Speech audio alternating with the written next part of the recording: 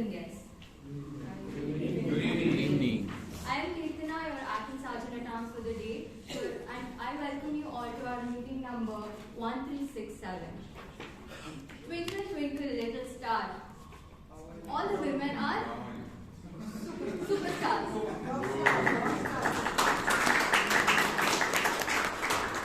I ask you all to kindly switch off your mobile phones or put them on silent so that it doesn't disturb the meeting that is going on.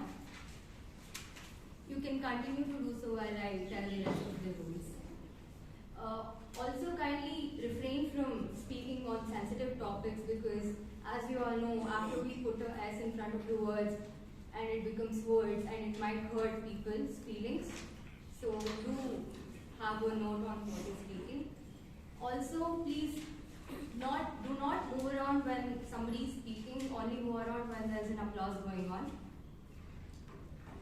The next person I'm going to introduce is somebody very charming and very humorous. When I asked him about his note on theme, he said that he salutes to all the women since they have made a mark in all the fields. He's been a part of Toastmasters for about 10 years now and has also been a sergeant at arms as well.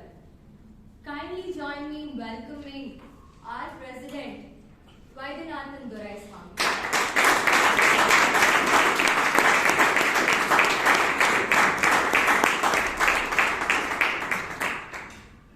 Thank you, Toastmaster Kirtana. I call to order meeting number 1367 of Bangalore Toastmasters Club.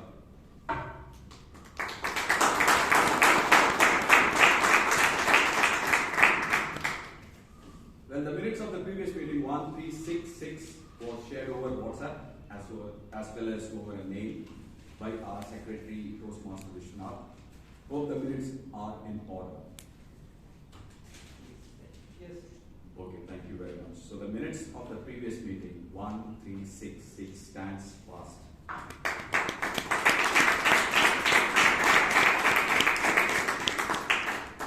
There are a few guests whom I could see. May I request them to please rise? Please rise. And then can you pick and choose a couple of people so that you can get yourself introduced by your name and where you work or where you study. Then yourself. Hi everybody, very good evening. My name is Fatima Zaira. I have been into recruitment for the past 15 years. I'm working with Mr. Guru, who's brought me here, and I work as a senior businessman. Went to recruitment. Can I help me with into recruitment, isn't it? Recruitment. Exactly. Excellent. And sir, yourself. Could you please get yourself introduced? Yeah. My name is Javed Khazi, so I'm working as software engineer. Software engineer. Okay. How about you, sir? Me? Yeah. Okay. My name is Derek. I'm the co-founder of a startup called Flutura Decision Sciences. Oh. Flutura Decision Sciences. Oh, very good. Yourself. My name is Viman. Currently pursuing my BCom ICCA in Christianity College. Excellent. And you were a part of the meeting last week, and yourself also you were last week. And how about you, sir? Yeah, hi, hello everyone. Myself Raj Kamal. I'm from Tamil Nadu and I work for Vitesco Technologies. I work there as a function developer. Functional developer. Ma'am, how about you? Hello everyone, my name is Durga. I'm an interior designer and I'm a freelancer. I'm not working for anybody and I'm also into natural farming. International farming. Farming. Okay. Excellent, very good. Yourself. Good evening everyone. I am Toastmaster Annappa. Currently I am member at DT Toastmasters Club. I am in my final year of mechanical engineering, working at CMT as an intern. Oh, great, okay. So lovely. So members, how can we welcome this wonderful guest?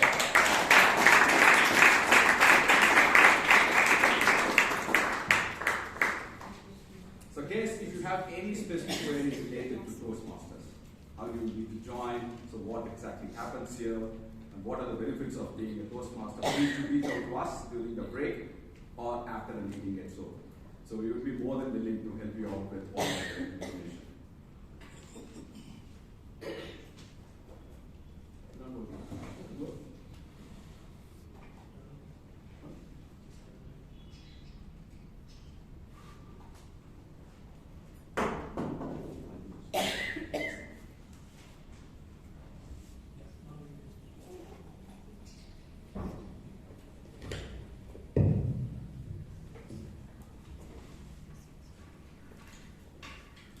Today this is going to be a special meeting. For the simple reason we are going to celebrate Women's Day. Right? So every role taker, right from the sergeant arms, the Toastmaster of the day, the general evaluator, the evaluators, the table topic master, and then the tag team, the timer, our counter, and the grammarian who are going to dazzle on stage are going to be women Toastmasters.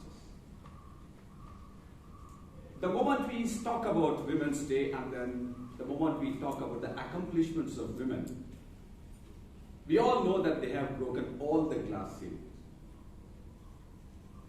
They have reached remarkable heights and they have made wonders in any field that you can think of, be it in mining or astronomy, be it in cricket or be it in football. They have made a mark in almost everything that we can think of. But unfortunately, on the flip side, when you look at the absolute numbers in terms of their participation in any field, then it gives a different story altogether.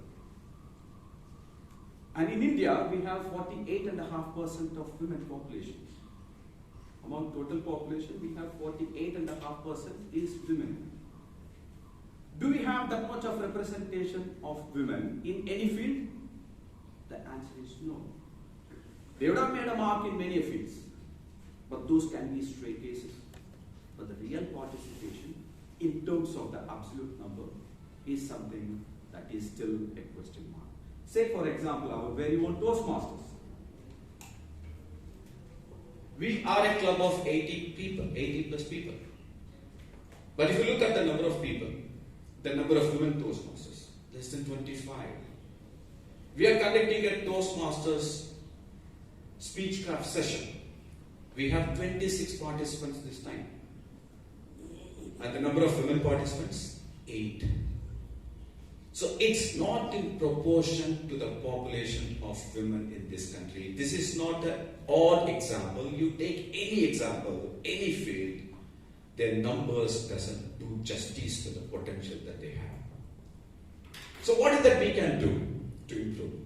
I think that's where men can play a major role. So we need to provide an environment which is conducive for women to feel safe and secure. And second, we also need to be conscious of the fact that while recruiting, while having new members inducted, we need to ensure that there is parity in terms of the number of women that we induct. And that's something that we need to consciously do. And once we have equal representation in terms of numbers in a Toastmasters meeting, and that's when we can seriously say that there is a parity in terms of their representation. Otherwise, all this we do once in a year in terms of having an all-women Toastmasters meeting will sound very dramatic or will sound only farce. Isn't it? The true representation of women in any field can happen only when the men seriously support and take a conscious decision of providing them a safe and secure environment. So with that note, let me introduce you to a person who is going to take us through the rest of the meeting as the MC of the day or the Toastmaster of the meeting. She joined Toastmasters some 3 years back. Just 3 years back, she has flourished into a wonderful speaker, a gifted speaker. Recently in the club level competition in terms of prepared speeches, she was the winner. A wonderful speaker, a gifted singer, and more importantly, if you ask me to have one adjective about this Toastmaster, perseverance. If she wants it, she will get it. Okay, so ladies and gentlemen, please put your hands together to welcome the Toastmaster of the day, Toastmaster Varsha.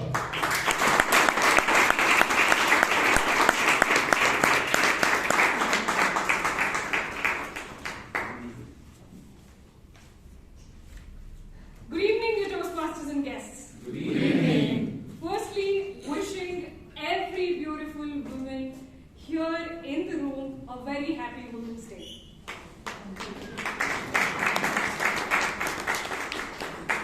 That was a wonderful introduction, Vaidya. Thank you. If I want it, I will get it. I was wanting this Toastmaster of the Day role from quite some time, and I got it today.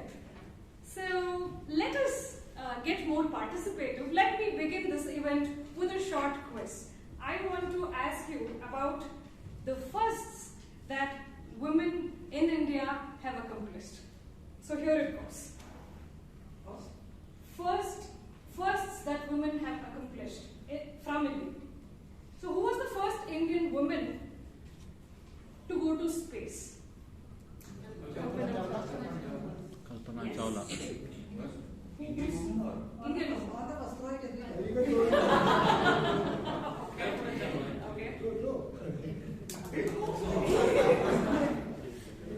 Alright, the next one goes this way. Who was the first Indian woman to win an Olympic medal? Absolutely right. Let's give her a huge round of applause. Okay, this is who was the first Indian woman to win an Olympic medal? Karna Malleshwari. Yes, absolutely correct. So who was the first Indian woman IPS officer? Kiran Bedi. Those two answers. Who got it first?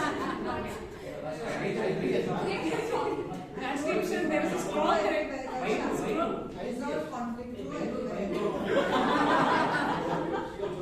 Okay, I'll share it. I'll share this between Rajdeep sir and Bhavan. Okay. Who's the richest Indian woman? I'm not getting the right answer from anyone. Who's the richest Indian woman? As per the latest survey. Mrs. Ambani. I'll have the chocolate for myself because I'm too really fond of chocolates. And you are probably you are the richest. Okay, let me put this across. As per the latest survey, it is Savitri Jindal with $16.4 billion US.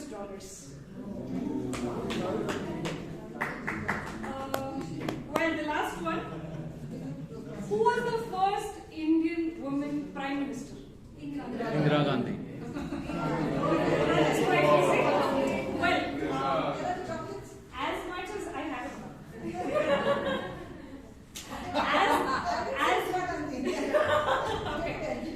as much as we were excited to take out the names of the first women to do all these, it is also important for us to ensure that these were not the last of them.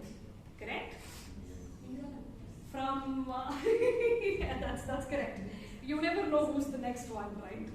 So from astronauts to entrepreneurs, from architects to artists, from musicians to magicians, we have women who are leading every domain at every facet. Agree? Yes. Let me tell you a small story which has inspired me to come onto the stage and speak to you all. This is a woman who had faced rejection like anything. She was timid to begin with, as she had suffered a great personal loss. The death of her mom, a broken marriage. By being a single parent, she rose to become a billionaire author. Can you guys guess who I'm referring to? Absolutely, yes. Let me give that to you. Okay. So this story has inspired me to come and present myself before you all, because she has explored different facets of her life. As a mother, as a wife, as an author, as a celebrity, also as a philanthropist. Now this gives us dimensions to think. The magnanimity with which woman has evolved, this woman in particular has evolved, is giving us a lot of room to think and act. With that, let's begin this charming meeting, the Women's Day special at Bangalore Toastmasters.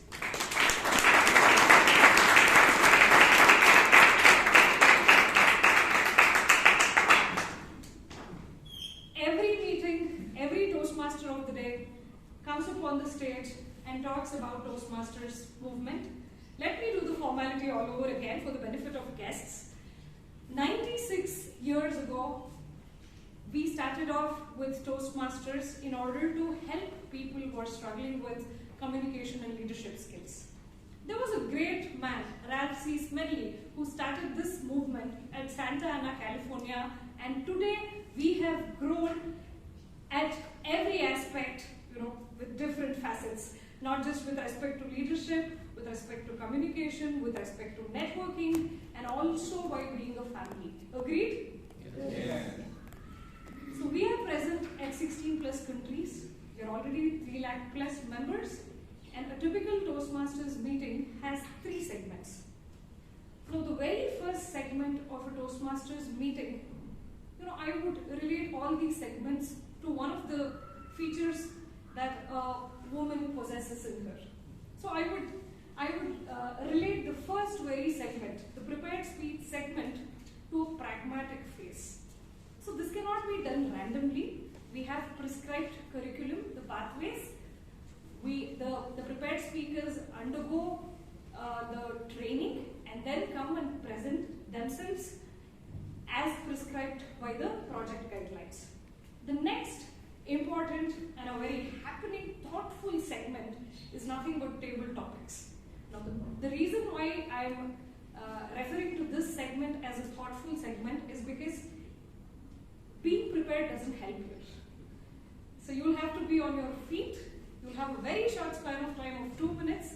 It's very important for you to think on feet and talk in a manner that impresses the audience. Now, the final segment is something that I can relate to as an evolving segment.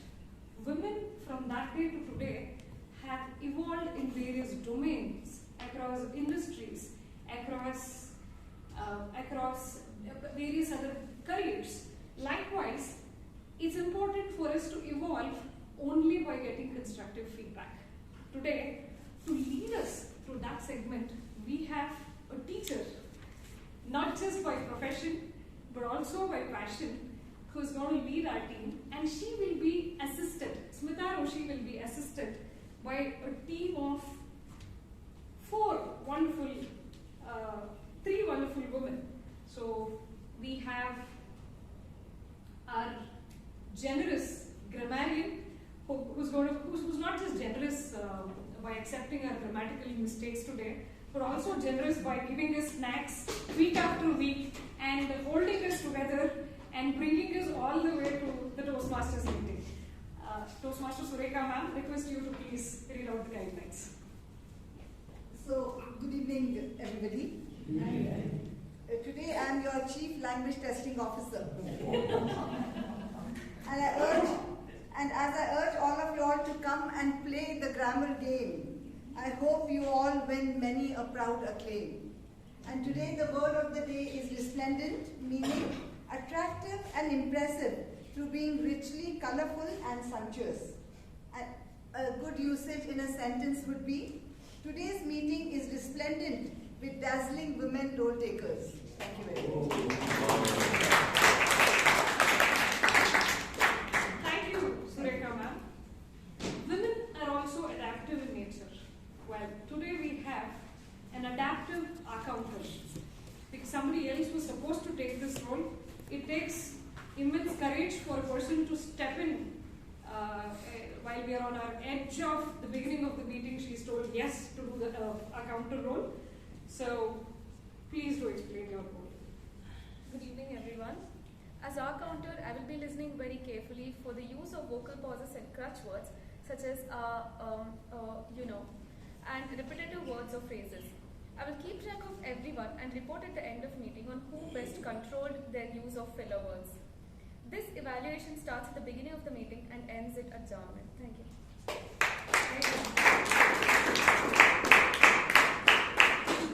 Finally, in the role of timer, we have someone who's very tactful, because it's not very easy to tell a person that, your time is done, just go out.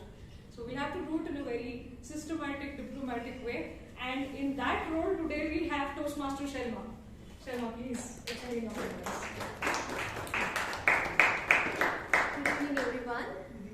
Yes, I'm Shelma, as TM Modi introduced me. So my responsibility is to keep a track of timing. So time is precious, isn't it? So we all would like to value each and every single minute in our life. So in Toastmasters today, I would be monitoring the timing which our panelists would be presenting today. So the panelists would have 40 minutes in total time. So I would ring the first bell at 30 minutes and the second one at 35 minutes and the third bell would be rung at 40 minutes. All right? Okay. So I would be presenting about your timings at the end of the meeting. So I would also give a report on the timing if you all have exceeded the timing, our evaluators, the TM Modi, and also the panelists. Thank you.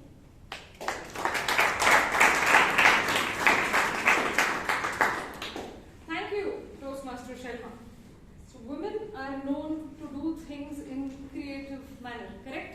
In reverse order, if I may say so. That's him, sir. He's married and I know he can comment on it better. So if you guys have noticed, I did the introduction of the tag team in the reverse order. We started off with grammarian and we came to the timer. Now, so without further ado, it's time for us to begin the first segment, a pragmatic segment. Today, we have a different demonstration altogether. It's more of a participative event, I must say. So before I call upon the person who's hosting this particular panel discussion, it's time for me to call upon the first evaluator. Now this evaluator, I must say, is someone who is a contemporary to me because we all joined around the same time. We've had a wonderful time during the lockdown playing Uno, Ludo online, and this person was very shy, very timid to start off with, but today with utmost pride, I must say that she's leading our area. She's leading one of the areas in Toastmasters fraternity. I think she deserves a huge round of applause for that.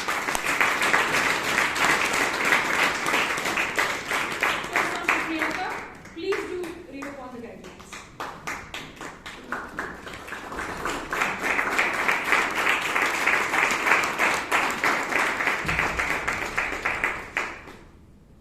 Good evening, fellow Toastmasters and your guests. Good evening. The purpose of this project is for the members to apply his or her skills as a public speaker and leader to facilitate a panel discussion. Timer, please note it's 20 to 40 minutes, but as per requested, your timer will be 30 minutes, 35 and 40. Thank you. Thank you, Toastmaster Priyanka. So it's time for me to call upon stage a person who's inspired me, who's extremely gentle and sensitive with women. He is someone who can relate to us and build conversations at par with our cognitive process. He is my mentor. He is a president awardee. He is a passionate teacher by profession. So let's give a huge round of applause to Dr. Rajdeep Mandal.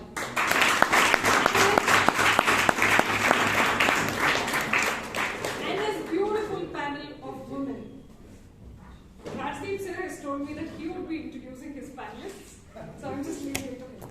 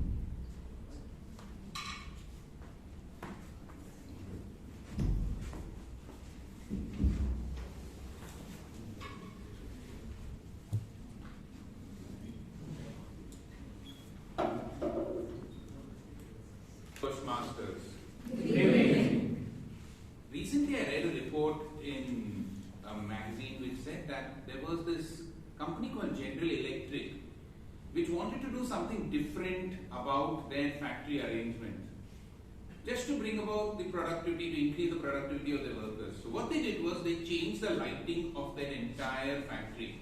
Instead of the normal white lighting, they put red lights, green lights. And to their utter amazement, they found that while the productivity of the men increased, the productivity of the women decreased. And this was a little confusing for them. When they interviewed the men and the women, they found something very strange. The men said, "Oh, it's absolutely fantastic, new lights, red, green, we love it." But the women said, "Oh my God, it's so horrible. When you look in the mirror, we look like bitches. We don't want to come here again." The reason I told you this incident was that every time a woman will always have a different perspective. And they have multiple perspectives. And they have multiple facets. Have you ever wondered how women can do so much multitasking? You know, it's a biological thing. There is a set of nerves which connects the left brain to the right brain, which is called corpus callosum. And that is much thicker in women as compared to men. So they're able to connect things fast. I don't know, there is so much research done on it, but let me tell you something which happened in my house. My wife is cooking a meal. There's tea boiling. She's blasting me. You understand how I get my good vocal variety, right? I'm just learning from her. She's packing up the lunchbox. At that time, she's shouting, "You're an idiot, this, that." And I'm wondering whether the dal will go off. No. The tea is boiling. No. Somehow she manages everything. And after that, she's also telling my son what she has to pack for his lunch. Then after that, she's also telling me, when her brother calls up, "Oh, you know, I'm very nice." And I think I get a respite. Then she throws a dupatta. I'm wondering, thank God I'm not the dupatta. And she's doing all these things at the same time without even missing one chance. And everything is done properly. The tea is made, the food is made. My son goes to his school or his college. I get whatever breakfast, burnt or not burnt, that's a different matter.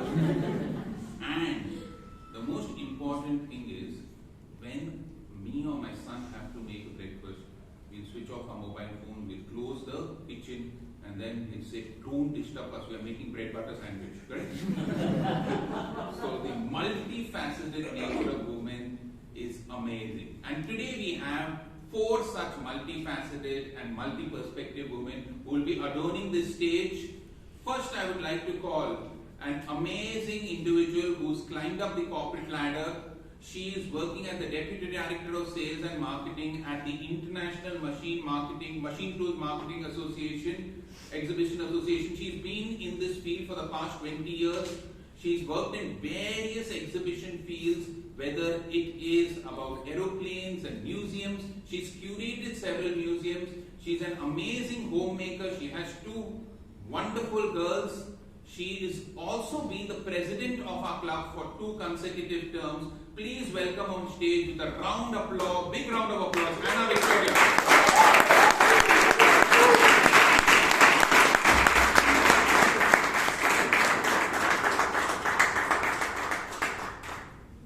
Let me call on stage the second participant, an individual who's an amazing entrepreneur. An entrepreneur who has set up a fashion label called Artisan, which talks about fashion with a purpose.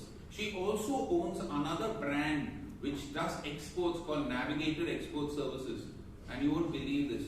She exports nearly 2 million units of garments every year. So next time you need clothes, you know where to go, right? Again, a multifaceted person. She's got a lovely daughter, an individual who is an entrepreneur, a designer by heart, very creative person. Please welcome Danya Sugatan, please.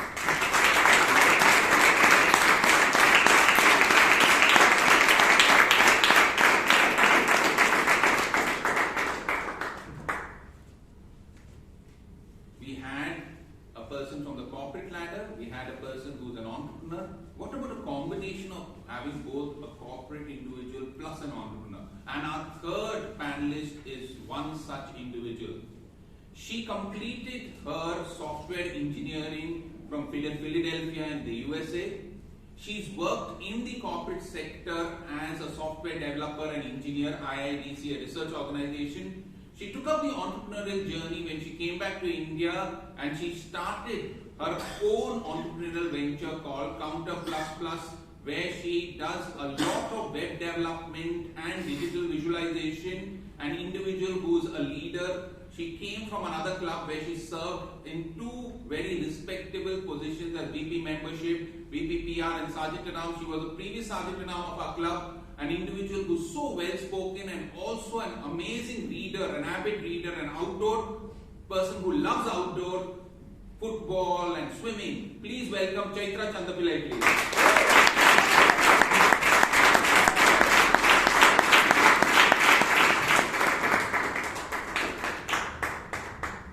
Last but not the least, we have an individual who is a person who's doing her law. So she's extremely intelligent, getting 96% in her 10th, 93% in her 12th.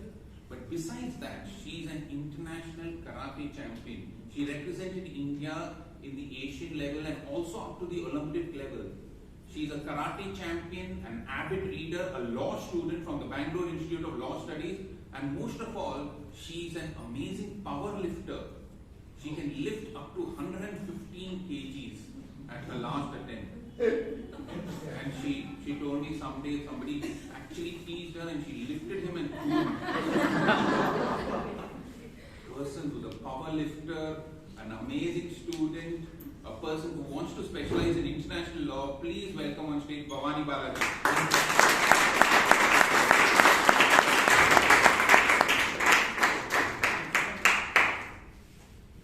So we have all these four multifaceted women over here on stage, and I'm actually blown away. I think so I should leave now, but whatever. Let's start off with a very, very interesting thing. The entire topic of today is the multifaceted, the multi-hued facets and perspectives of women. So we'll ask each of the panelists to speak for around 1.5 to 2 minutes on their perspective, and then we'll take the discussion forward. So we'll start off with you, Hannah. What do you think about the topic, the multi-hued facets and perspective of women in today's life? I think women are multifaceted. Two facets which have worked very well for women. One is, like how R.T. Modi said, our thing to adapt, our adaptability to any situation which we are put in. We adapt very well. A simple example is when most women, when we get married and we go to our husband's house, we adapt to the husband's family, their way of living, their traditions will be different, beliefs will be different, and we adapt. And so that we adapt maybe, it's like a survive and thrive situation for most women. So maybe the first year we survive, and the rest of the years, you know, all the married men will say what? So we thrive. Yeah. And the second facet is that what works for us very well is most of our decisions, the heart takes over the head. Be it, most of our decisions are based on sympathy, sensitivity, empathy. And that way, we build a strong support system around us. Be it to take care of our kids, my parents, his parents, our extended families, how we hold the whole, the equation together in our family. We need our children to be well looked after, our domestic help as well. So many of them go out of their way to do things for us. So I guess these two facets have worked very well for women.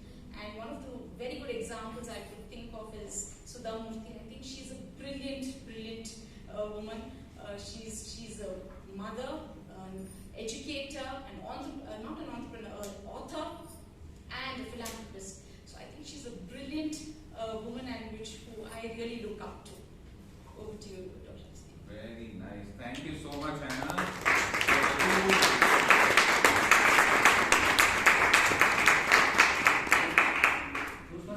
Just for clarification, as the timer was mentioned about the 1.5 minutes, those ladies are very multifaceted and okay, Sharma, if they speak for more than, because the way Vidyanand was applauding, he thought we had ended the panel. Thank you so much, everybody. Thank you.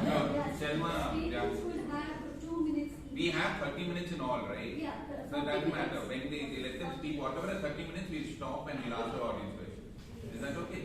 Whatever is correct. So, Hannah, Vijayana gave you a hint that you spoke a little too long. Okay, whatever it is, he's a multifaceted man. Okay. Thank you so much.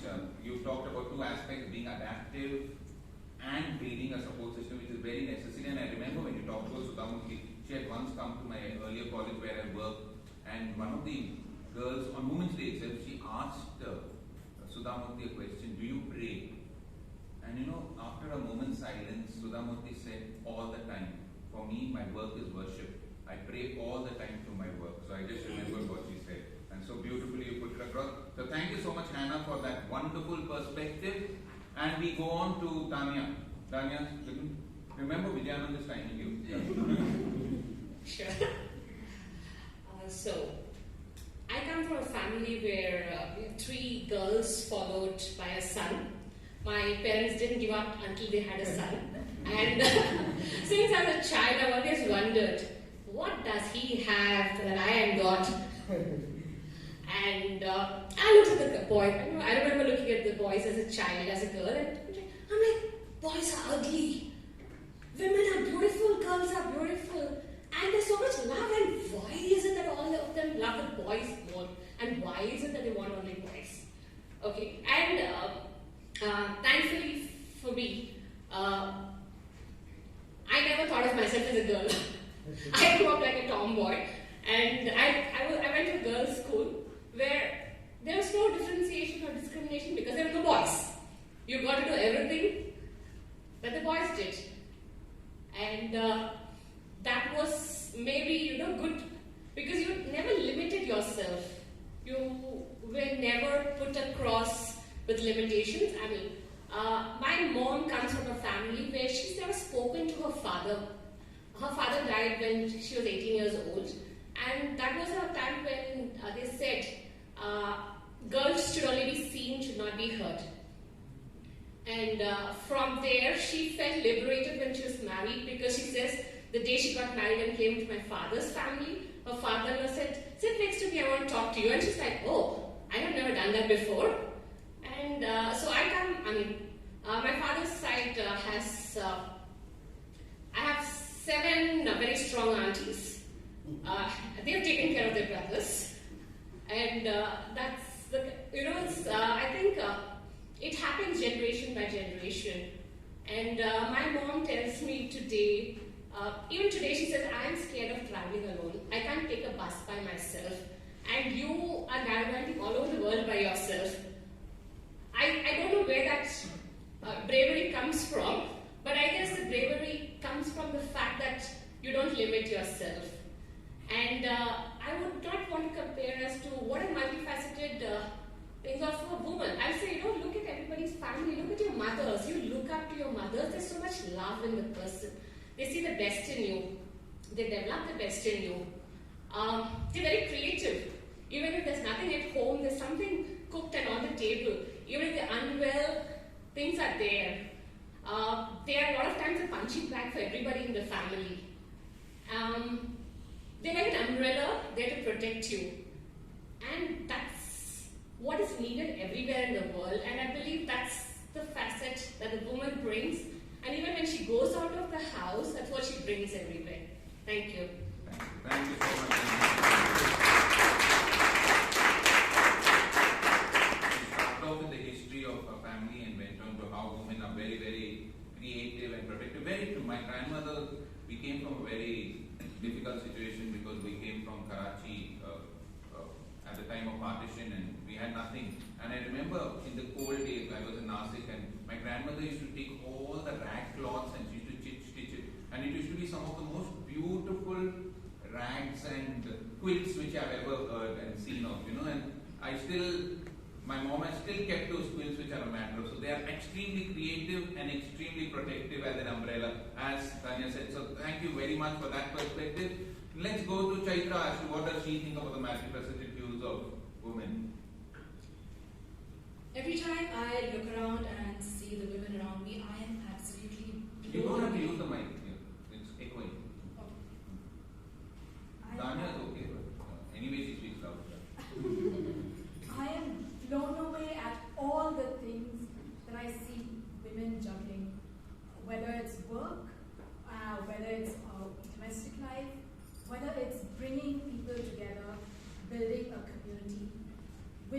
excel at all these things.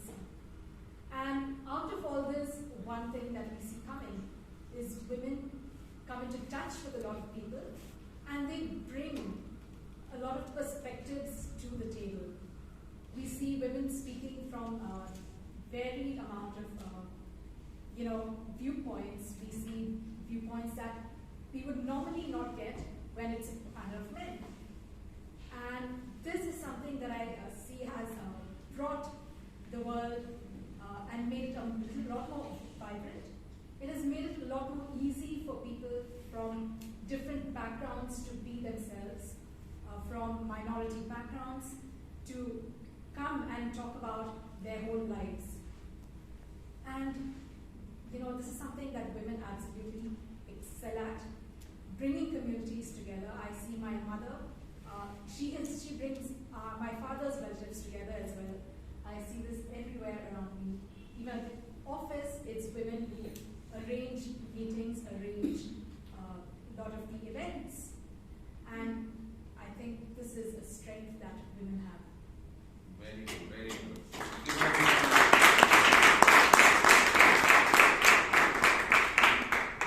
After bringing communities together, you should have been a scriptwriter for Ekta Kapoor, all her serials like that.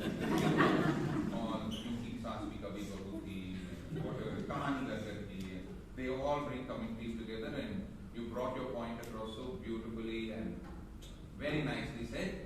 Last but not the least, we have Bhavani, who will give her perspective.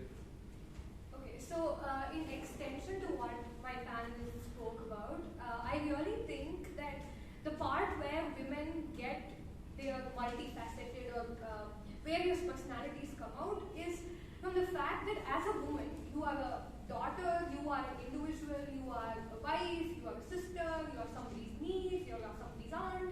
So you are in different roles, and you are a professional yourself, you are an individual yourself, you have your own thoughts, you have your own perspectives about things, and I think your own experiences sculpt you. So the way in which my mom solves a problem that I bring home is very different to the way in which my dad solves. And most of the times, what happens is what my mom says is not something I would pick up immediately. I would first pick up what my dad says and go do it and come back to realize that my dad was wrong.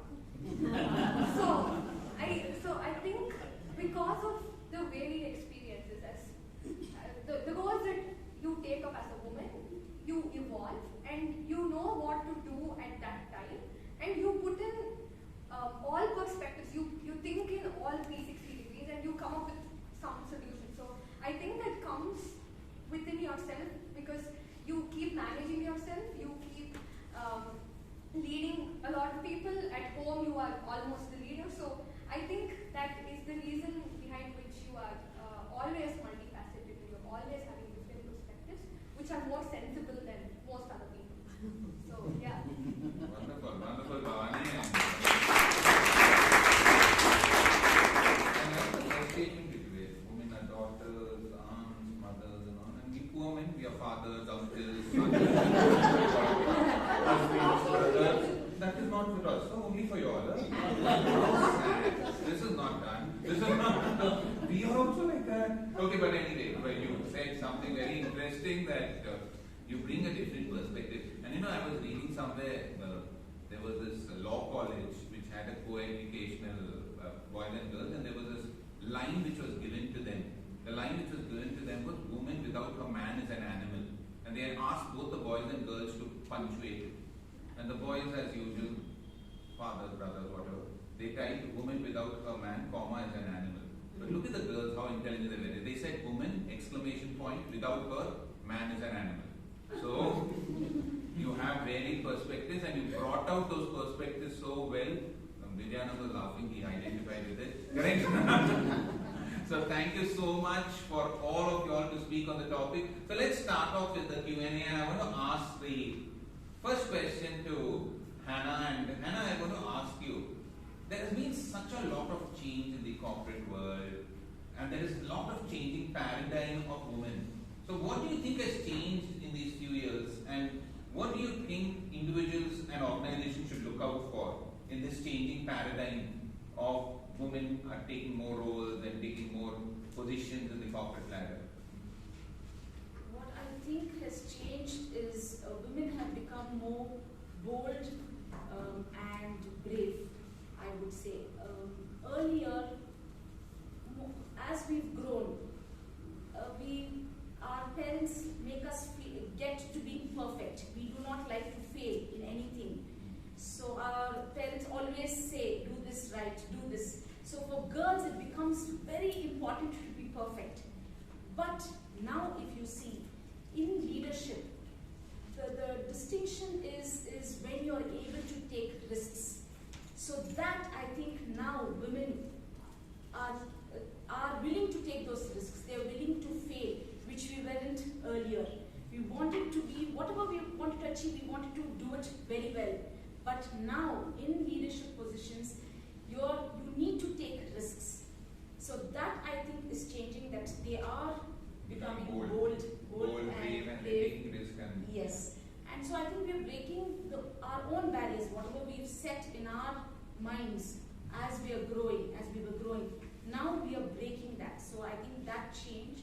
And also, see, this leadership is, say, when we are in a mid-management level.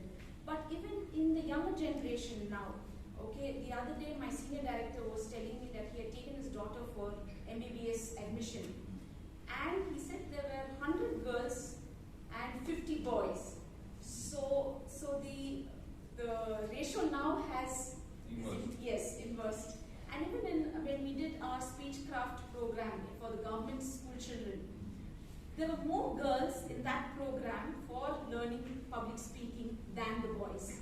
So I guess that, I mean, we have changed whatever barriers. Actually, as Vaidyanathan was talking about the 2011 census when he said 940 women to 1,000 men, but the 2021 census says that there are 1,080 women to 1,000 men in India. So the women population has actually gone more than the men population. So we are getting beaten there, but whatever. And they're getting more bold and brave. So all of you will be very careful. Correct? So what do you think, Bhavani, about, because you're bold, brave, you're all the B's, Bhavani, Balaji.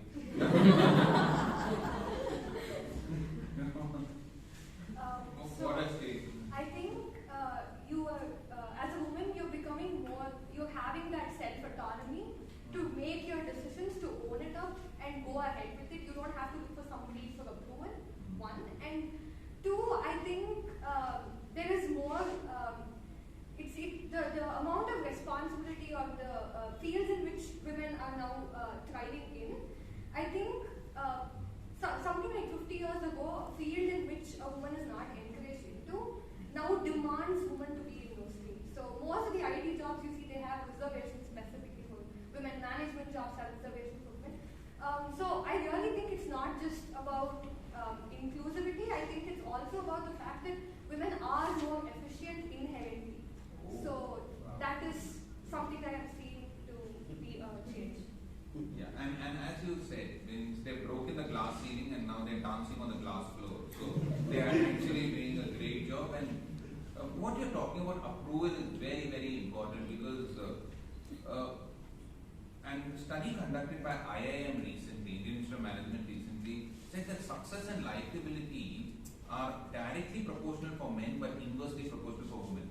They gave two lines about a person. They said, Mr. Puneet Sharma is a very, very successful entrepreneur who has his own opinions, gets his job done, has his own way of getting things done. Do you like him? And 80% of them said they liked him. And they changed the name. Punita Sharma is a woman entrepreneur who gets her work done, who is very opinionated about what she wants to do, and only 40% like her. So actually success and likability are there, and I'm so glad that women are actually breaking that barrier of not seeking approval and likability when they're going up the success ladder. What do you have to say, Tanya, about the changing entrepreneurship scenario and the way in which paradigm shifts have been taking place in the women entrepreneurship scenario and in the other creativity areas where you're working, Tanya? So what I find is there's a lot of incentives given to women entrepreneurs. There's a lot of push to develop women entrepreneurship. But at the same time, I sometimes think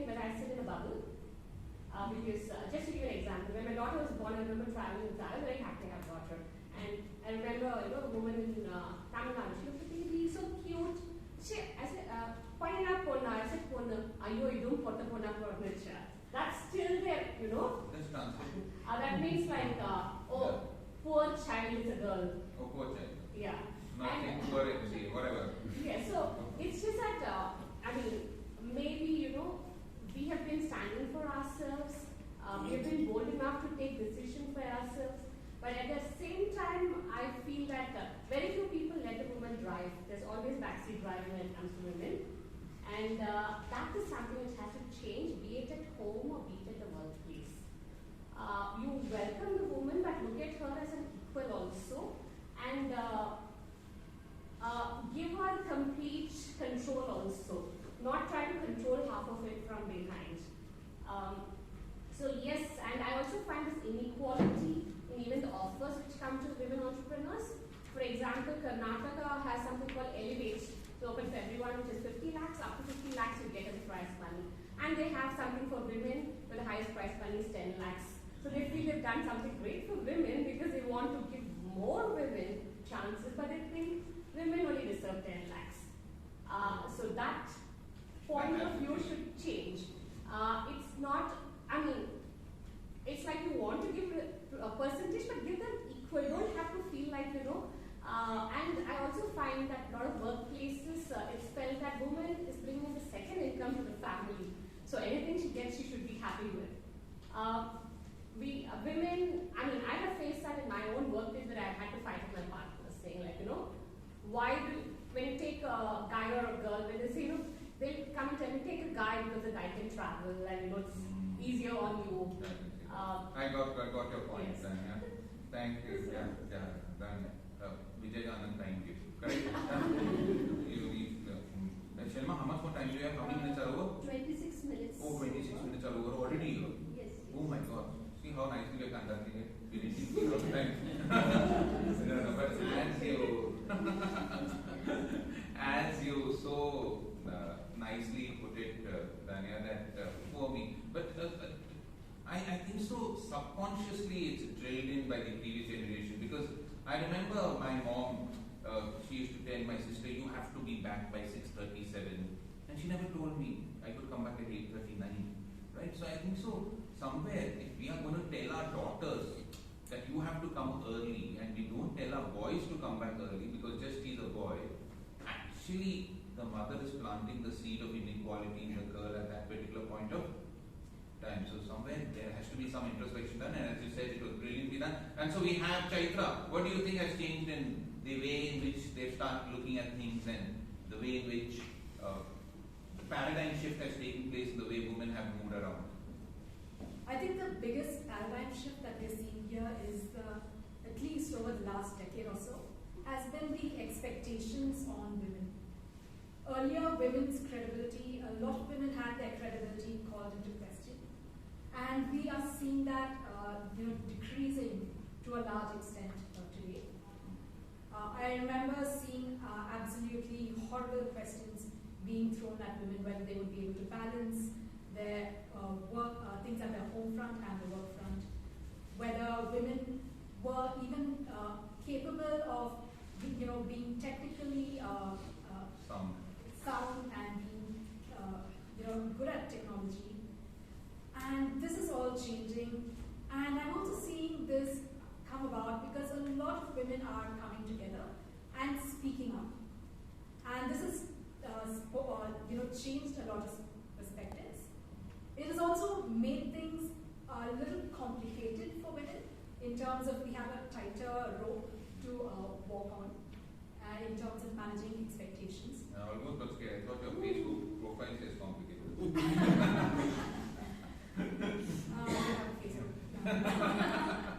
Okay, yeah. So there's a tight rope which you have to walk on, and the expectations, right? So yes. Now we have parity, and in fact the UN resolution for this year says that digital inclusion for all women. That's the Women's Day theme for by the United Nations. So let's have one single, because we are running out of time and I want to open it up for the audience. So what is the one motto for womanhood you stand for? What is that I am statement which you live by? So I'm going to give half a minute to each of you, or 1 minute each of you. What is your motto for womanhood? What is that I am statement which you live by? So we'll start off with Bhavani and we'll go. Bhavani, what is your... Okay, so I think I'm limitless. I think I am a rebellious and relentless optimist. Yeah, we'll finish it in a minute. Yes. So you think you're limitless? And I am a relentless and a rebellious optimist. Limitless, relentless, rebellious. Okay, wonderful. That's the woman of today, correct? Okay. What about you, Chaitra? I am a breaker of stereotypes.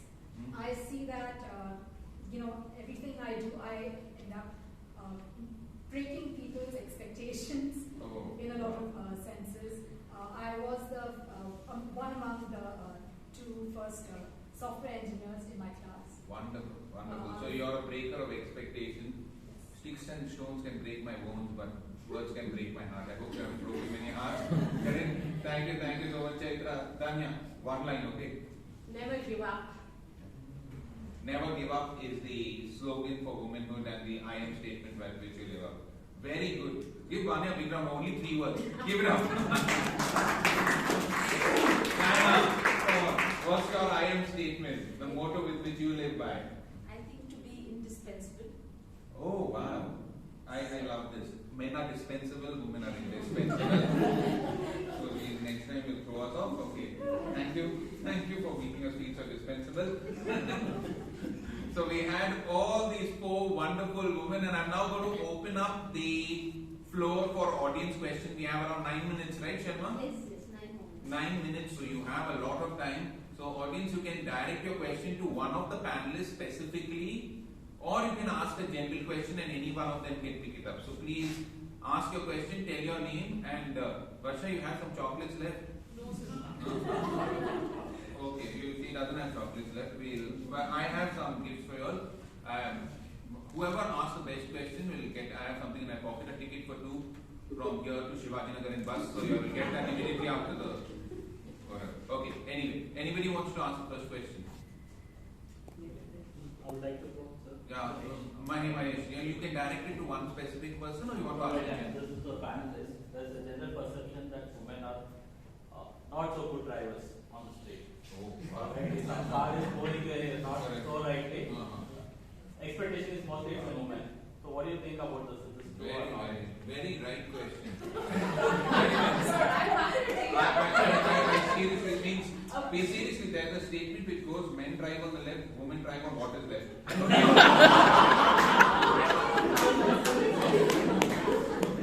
mean, it's very important to end gender biases, and this is one of them.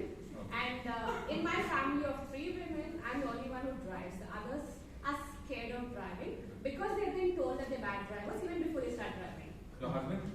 My husband. Taxi driving you're talking about, right? Oh, yes.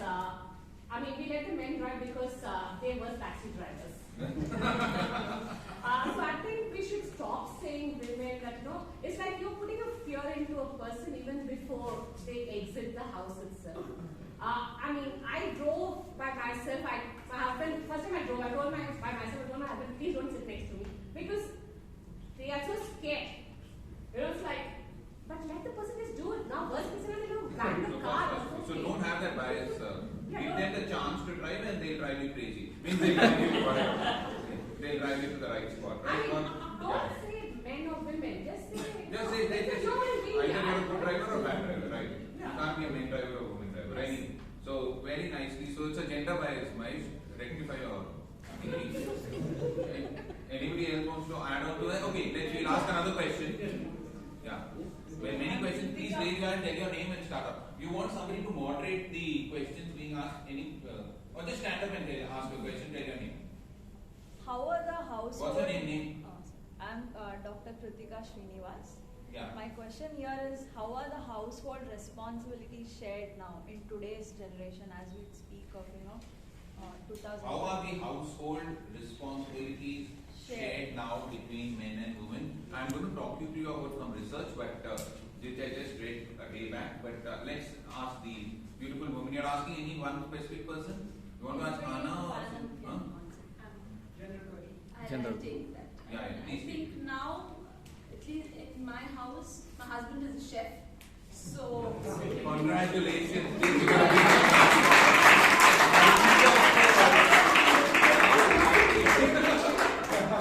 So we do share responsibilities. There's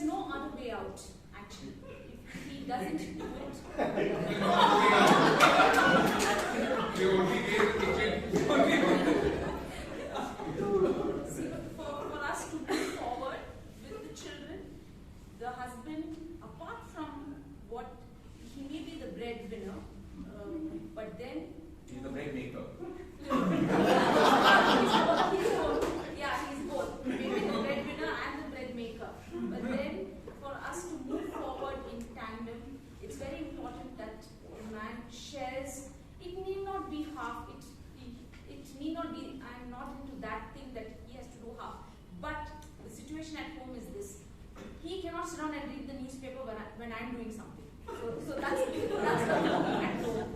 So if all of us are working, all of us are working. So and now men are. I mean, I think like how inclusive they're saying. So they don't mind doing it. They see they've seen their mothers how they have worked and taken care of the families. So I think now men are also opening up, and I would credit that much to them that they understand what the woman is going through. They know when to pitch in, when to step back.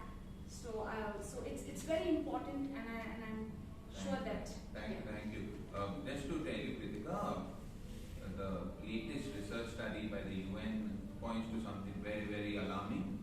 It says that women spend approximately 4 hours for unpaid work at home, while men spend only half an hour. We are not paying women to the extent of $10.8 trillion every year because of the work which they do. That is child care, adult care, cooking, etc. So there is something. This is 35 minutes, right? 10.8 trillion dollars. Just to bring things in perspective, the GDP of our country is around $3 trillion. 1 trillion is 1 lakh crore. 1 lakh crore into 80. That is 80 lakh crores into 10. That is 800 lakh crores per year goes for unpaid work. And if we go at this rate, not dividing the work, it will take 130 years for us to achieve gender parity. So it is a little alarming in the world, but in Hannah's house it's quite hunky-dory. So keep it up, whatever. Okay, any other questions? How fair is it to generalize statements? Like, when I got a daughter, the reaction was something like, oh, poor child kind of a thing. Who's this? This is Malari Dhotrekar here. Okay. Yeah, Malari here. I have 2 lovely daughters. Yeah. My entrepreneur friend. Yeah. Tanya. Okay. I have 2 lovely daughters. They are my friends, and I welcome both of them from deep from my heart. In fact, the hospital, when I was told when they were born, my reactions were something different. And the doctor herself, she said, "What is this?" She was astonished, or she said, "You're welcoming your daughters this way." I mean, how do you think is it fair to generalize statements like this? So that's what I don't repent at all. My daughters are my assets. Yes. Yes. So that's what I'm thinking. That's my perspective, also your perspective, also. But how much percentage of people are thinking that way? Are we living in a bubble? And how much can we support other people also to think that way? When would it reach that point? My maid is a Nepali, and she told me the other day, in India, you guys are so much better off. You have 1 daughter and you're happy. I have 1 daughter, and my husband is definitely going to remarry because that's how it's in Nepal. Okay. And so it's going to be, we live in a bubble. We are in cities. We've kind of reached equality, but.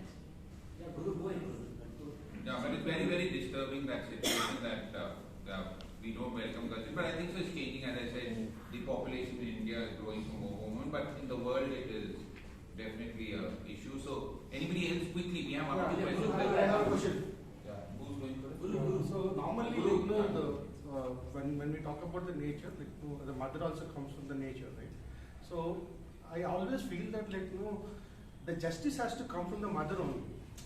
Okay, when the girl child comes, the people are talking about, okay, it's girl child or a boy child, right? So I always feel that the woman is the enemy for a woman. It's not about the man is enemy for a woman. What do you Exactly what I said. If you tell the boy to come back at 9, so he can go out with other girls, but your girl should come back at 7. So isn't the woman the enemy of the woman herself by creating those biases? That's what you want to tell, right? Yes. So anybody, Bhavani is the law student, she'll take that, yeah. Okay, so I really think that it's an ingrained thought process that comes in. So if you take an example of what generally happens, if a man does something which he thinks makes sense to his career, he is called strategic. But the same thing if a woman does, she's called calculated. You see the difference in language. So I think that in itself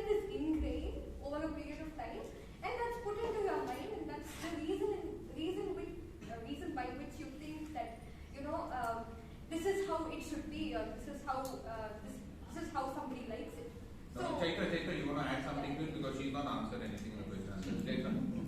Yeah. I think this is part of the tightrope that women need to walk, are walking these days as well. I love Chaitra, she's always near the surface. The tightrope. No, so women do want to, treat their daughters and their sons. Yeah, I want to add. Yeah. Chaitra, 2 lines and then we will wind up. Yeah. But because of how society is set up, this is something women are forced to create a difference between their sons and their daughters. Sorry, I want to disagree with the statement that women are women's enemies. That's a bias again, and that absolutely should be removed. I have got more help from women than men around the world. Only you. And only women, you. not me, every woman. Because we have to Okay. end that bias. Women, I'm not against women. Women support each other and we stand for each other. And let's not look at women as women. We're human beings. I want men to look at What you should do, women Danya, as is human beings. go and smash that guru's nose after the Show your women power. Show him your multifaceted kicking strength. Guru, why you have to ask such questions? Okay, please. So, thank you, Danya, for that very, very poignant thing. Correct? Just to conclude, we understood how multifaceted, multi-hued, and various perspectives we understood today of how they are creative, they are getting things together, and I think so women in today's world are progressing, but there are so many things which have to still to be resolved. We are moving in a way where women have got, the Women's Day was celebrated on March 8th only because in 1908 American women walked across the streets to the parliament starting to ask for better wages, better working hours, and that set off a tone. So what started 100 years back, 120 years back, I think so in the next 100 years will go even forward. So with that hope, with that beacon of light, it's always better to light the candle than to curse the darkness. I would like to end the group discussion. Please give these 4 wonderful women a big round of applause.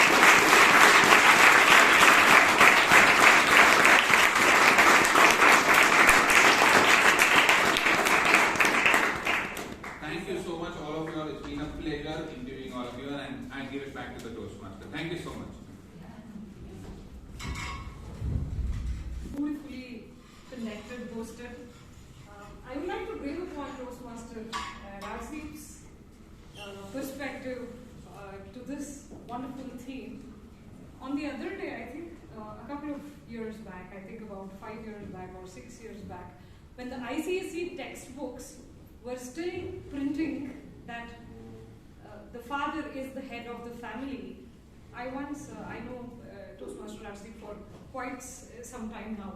While I was, shouting on the call, telling sir, this is unfair. They're not supposed to do this. How can they call a male member the head of the family? He quickly, instantly came up with one reply, a very witty reply. He said, "Darling, male member might be the head of the family, but the women are the neck which turns the head to the direction they want."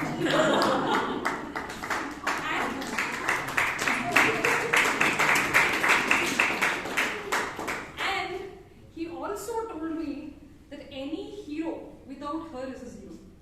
H-E-R-O, and a significant part of a hero constitutes of her.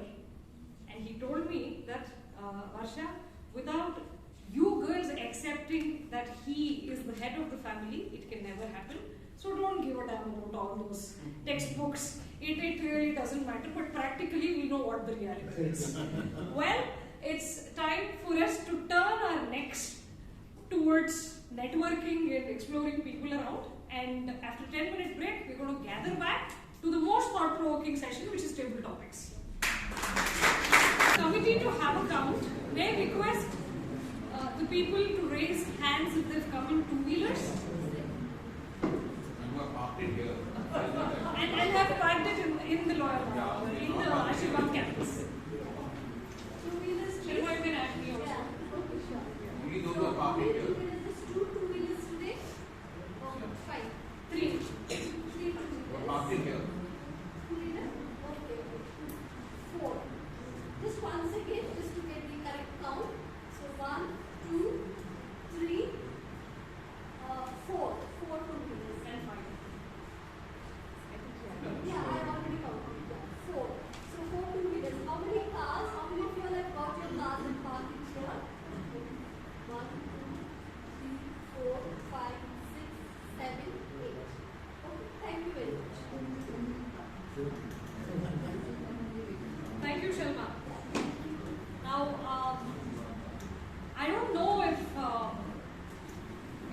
got thick nerves or thin nerves, but it really requires a lot of courage, and definitely table topic session is something that activates all your nerves, because it is not something that is easy, but at the same time it is not something that is complicated. All it requires is something which is to act at the moment, and it's all about presence of mind. Now, to take this session ahead, I have someone who says that I have inspired her to pursue her hobby in music. I was a little shocked because earlier, like I mentioned in my speech that I did for International Speech Contest, I thought only those dogs in the park were inspired by my music, but I'm happy to have inspired a human, and with utmost pride, I would like to call upon a Toastmaster who started her music hobby just a while ago and can do a fabulous job. This is the unexplored facet of our Toastmaster Sujata Sanam, who's going to host our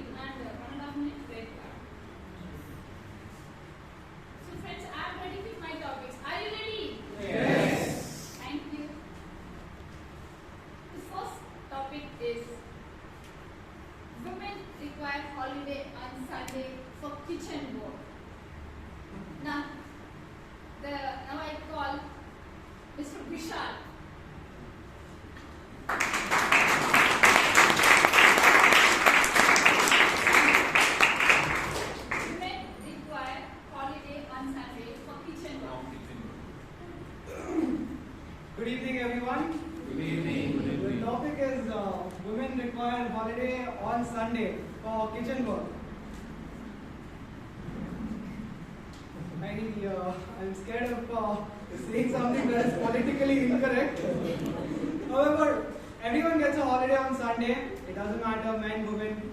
Kitchen work, it's food. I believe, I have this one belief. Only a person who knows how to cook is allowed to criticize food. Because you don't know how, if you don't cook, you don't know the hard work that goes into making food. So I did learn to cook. Just because my mom kept saying you don't know how to make it, you can't speak. So I learned and then started criticizing. However, yeah, it's now that in this generation, I don't think women are supposed to be confined to the kitchen or anything like that. Everyone is allowed in the kitchen, and it's really interesting, what you can do in the kitchen. You can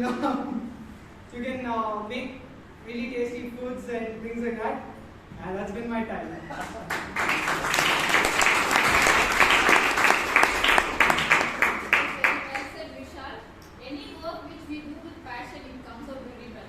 The next topic is to remove gender bias. Woman is responsible. Do you agree? I call Miss Rashi.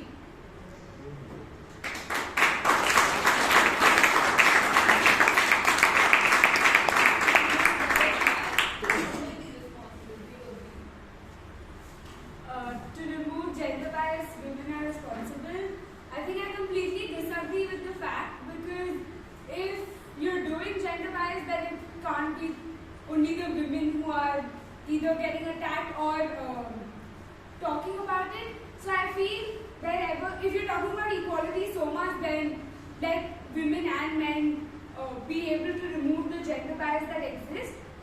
But I don't know how much ever we talk about equality, we talk about removing these gender stereotypes, it comes with time, and even if you want to make the process fast, it doesn't happen because it took a lot of time for us to come from women in the house to women at work also, and that's why to remove these stereotypes or to remove any bias, it will take time, but if we're at it, maybe the process can become a little faster, even by a second it matters.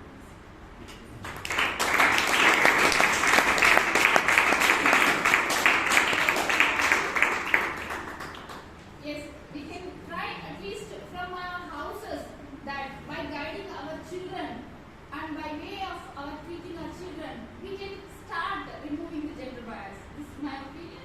Then let's move on to the next topic.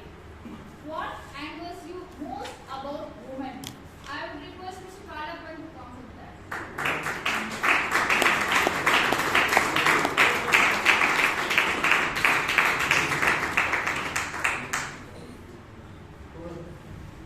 What angers you most about women?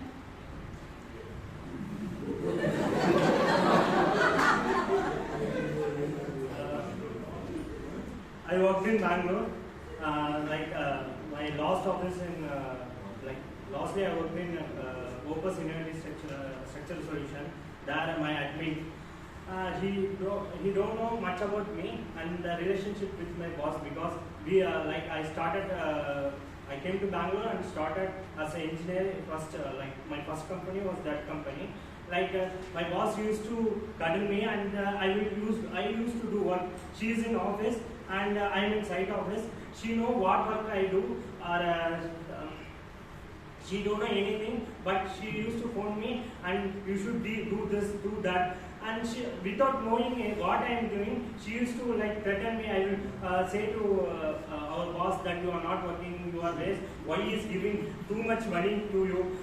She used to call me. And one incident was that one neighbor asked extra money because he is not working for more hours, but he asked extra money while working. And she took the labor in the conference call and I'm telling that labor you don't need you are not working regularly or you don't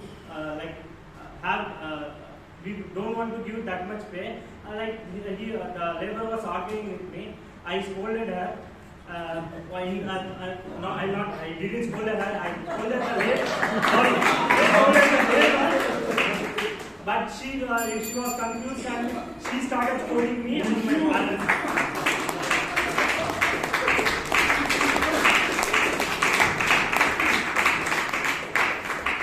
Sometimes it happens with the working atmosphere. The next topic is complimenting each other brings the more happiness in family. I would request Robin sir to come.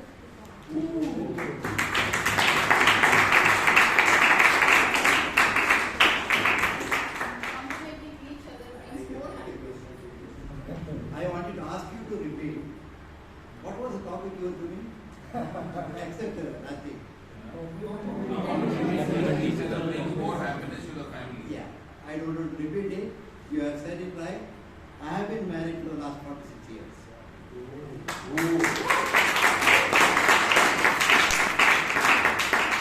At present, out of my 3 children, all the 3 children are away. We are only 2. Right from the beginning of our marriage, she was working in a bank, I was working in the government. She was getting more salary than me at that time. Then our life started. Yes, with 3 children, living at present, I don't want to say how we live, but our every day we compliment each other. If somebody asks me, say, that's one of the secrets of success. But not only that. See, there are many ways to compliment. If family stands steady today. If my children have learned and now have settled their homes, the credit should go to my wife.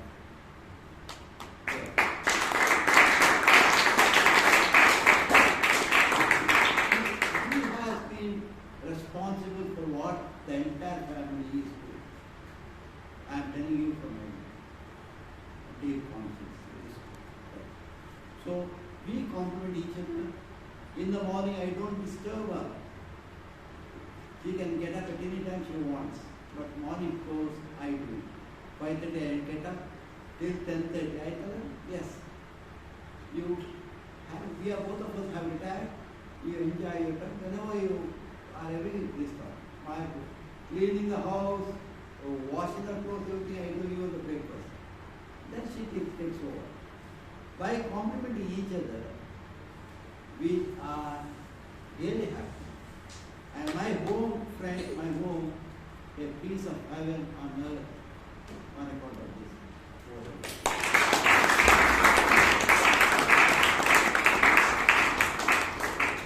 Rightly said, Robinson sir. I physically witnessed the lovable couple you both are. Thank you so much. The next topic is summer or winter. Which one you prefer? I would like to request Miss Aishwarya.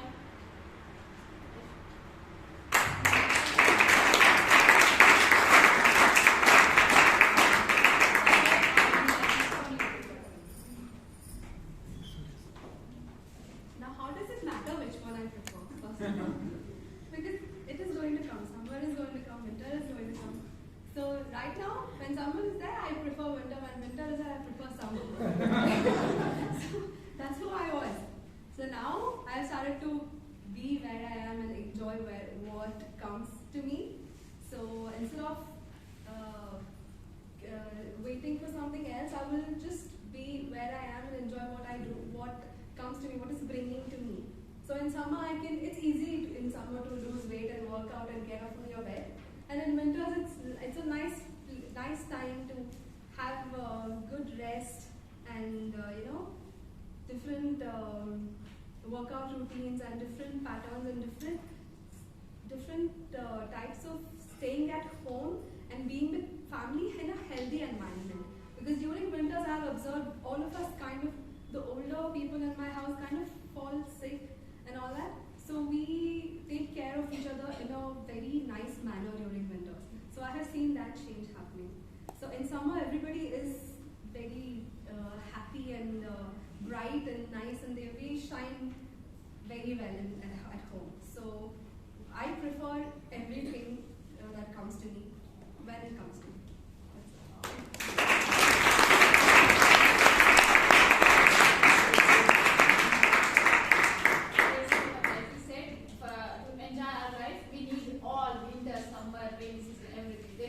The life can be a complete one. Now I would take another topic.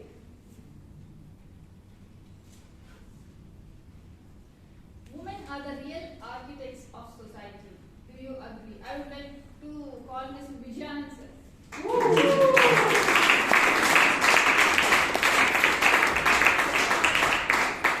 are the real architects of society. Well, for almost 18 years, I'm into corporate training. I've been doing so many workshops. One called team building. We have it's called treasure hunt. And trust me, I am useless in that. 15 years doing that. What treasure hunt? My wife is a wonderful architect. She is a master of treasure hunt. Employee master, fellow Toastmasters and guests. One example. Morning, I make coffee at home.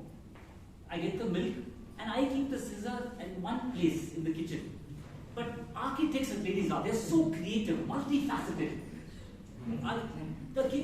The scissors is not kept in the same place for 30 days in a month. Beautiful. I am not being sarcastic. They build things. They want men to think.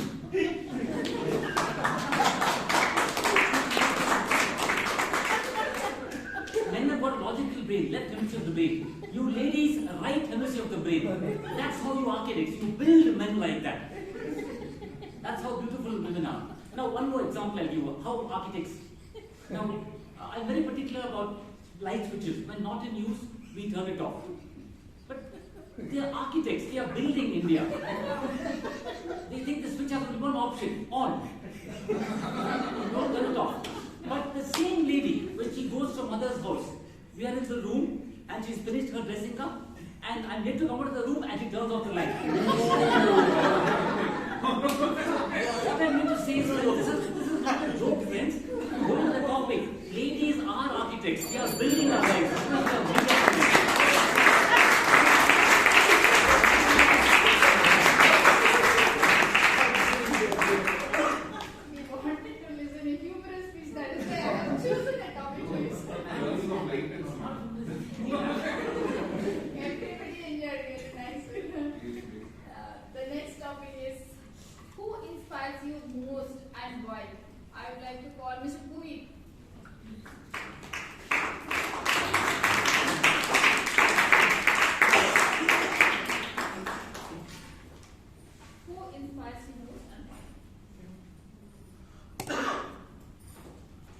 There's so many that inspire me, but one specific woman inspires me a lot.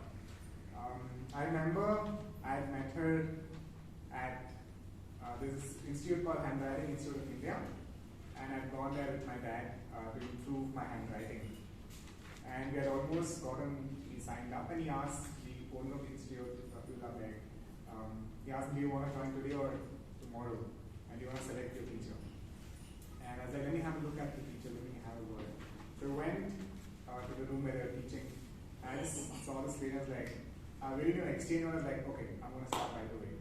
And we really hit it off. I would spend my entire Saturdays and Sundays with her at Handwriting Studio, supporting her in whatever things she required. But then at the end of 8 weeks of that course, she was also leaving her job, and I felt very emotionally sad. I was like, oh my God, you're leaving. I really wanted to stay in touch with you. So I was the only student in her 10 years of teaching there that she invited to her house, and we would have these long lunches, like 3 to 4 hour long lunches, and we talk about everything under the sun. In a way, though I've grown up with around like easily hundreds of women because I'm a Marwadi and I have that huge family, I think she single-handedly groomed me for the man I am today. From teaching me how to eat without taking the support of my hand, to showing me how to dress, to showing me how basic etiquettes are done, she's inspired me through and through. So that's the woman that inspired me. Her name is Jyoti.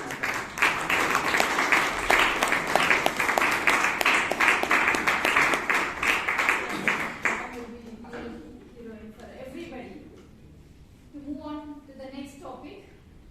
Did you ever cook for your woman?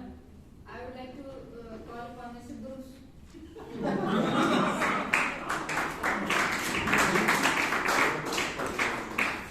ever cook for your woman? Did you ever cook for your woman? It's a wrong time.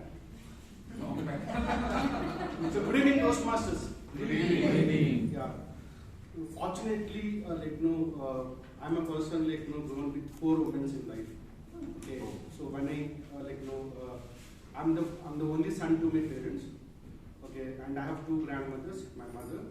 So for me, I never used to have a drink of water on my own. Whenever I come to home, they used to provide me everything. And my morning lunch used to come from my one grandma's house, and the evening again when I come back home, I have another dinner ready for me. So it was something, my days were very bright, say, for 25 years or 26 years. Then the next inning started. So when I got married, my wife has come from a very different family, and she does not know how to cook. Okay, so it was completely out and out, completely different. And that's where my journey started. Journey started to understand life. Then I slowly talking to her, make her understand how to cook. And today, my wife is one of the best cook lately. She has outwitted all my 4 women in my life, and I feel very happy. And yes, as the question said that I once in a while I cook a fish for my wife.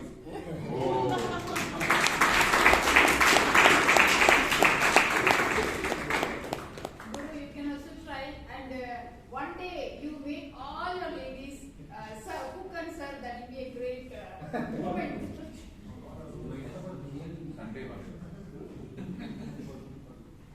Each person has a story to tell. What is your story?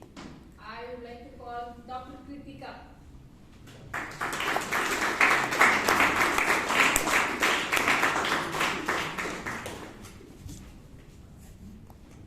Each person has a story to tell. What is your story?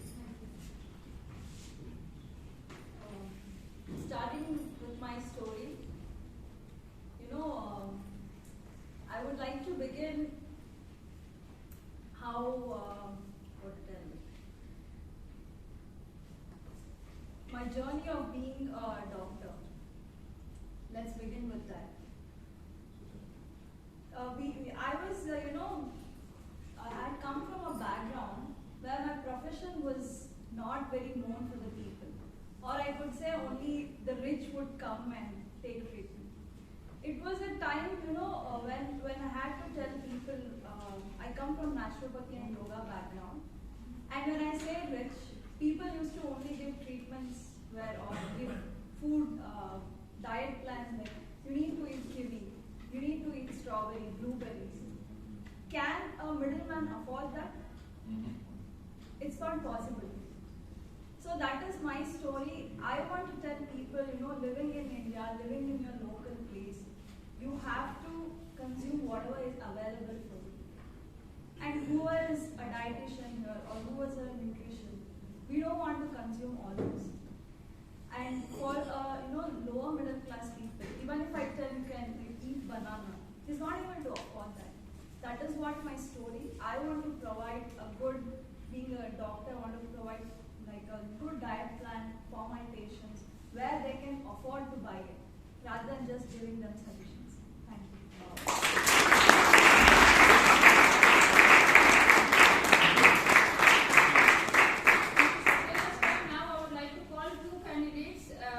Agree, disagree to speak. Those sponsor as well as Vijay Kalkundri. Both.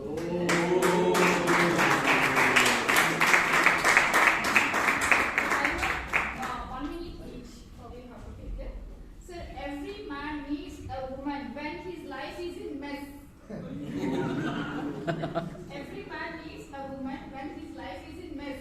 Agree and disagree. So I agree because the saying goes that behind every successful man there is one woman. One woman. So if you want to come out of a mess, you have to choose that one. Otherwise you'll have to eat in mess. So if you want to eat in your house, you require Okay, whatever said and done, I think Master, fellow Toastmasters and dear guests, whatever mess you are in, whoever is there to help you, finally you have to come out of it yourself. Okay. So the only thing is your better half can possibly support you in that, but I think until you are willing to come out of it, there is no way you can come out of any mess in your life. So I think it is all upon us to come out of whatever situations we are in, find out ways to come out of it, and we can only seek support from others, but we have to do it by ourselves. There is no other shortcut, no other way out.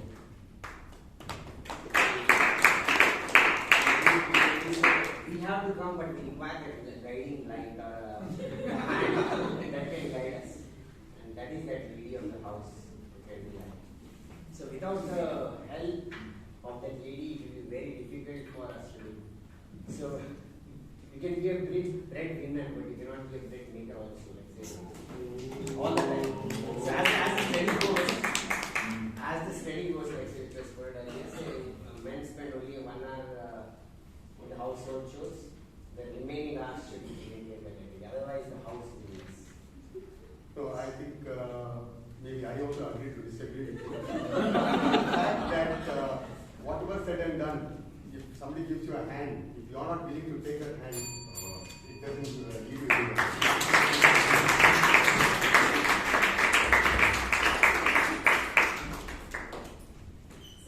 With your statement, I can see that men and women are like both the eyes. Even one eye is not there, we cannot be on the right path. With this, can I have a thunderous round of applause?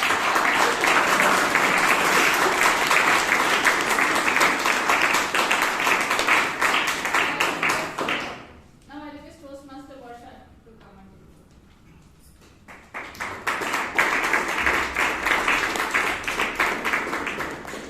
Thank you so much, Toastmaster Sujata. You helped us explore different perspectives and facets of men, in fact, the Spider-Man phase before marriage, Superman phase at the time of marriage, gentleman after marriage, and finally after they got a beautiful wife, watchmans. Now, I was actually thinking as to why God created Adam before he created Eve. And then I realized that it is important to have a draft before the final copy is prepared. And now is the time to look at our performances, final evaluation report, and to do that honors and take that segment forward. We have someone who's a wonderful host. We know her as a teacher, we know her as a classical singer, who's going to do her arangetram in the month of December. She's going to do her first stage appearance in the month of December. But then we also has a wonderful host. So she's going to share her location, and this Sunday we plan for a party at her place. So let's put our hands together and please welcome Toastmaster Smita.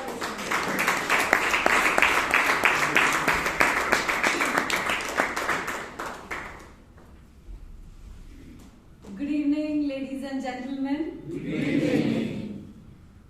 Coming from the land of coconut trees, whenever we heard about this gender inequality, men and women are equal, then a question pops up. Can she climb a coconut tree? This was a very usual question which I heard. Forget about coconut tree, now they have gone out to the outer space. This recent March 8th, Air India came out, did something special. Do you know what happened? They sent members, all crew members, ladies. March 8th, every flight, 90 flights with all crew members, ladies. That was Air India's way of celebrating Women's Day.